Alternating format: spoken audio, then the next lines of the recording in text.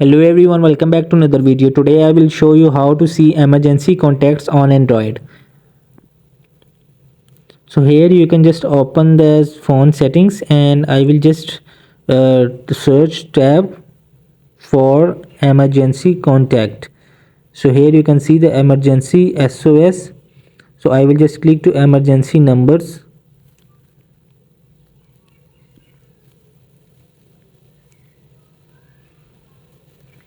I can just click it and here you can see the already saved the emergency ambulance and fire brigade here.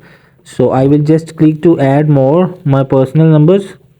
So I will just type my home's number, so by the name of Lifeline. So here you can add it and see it, emergency contact on Android.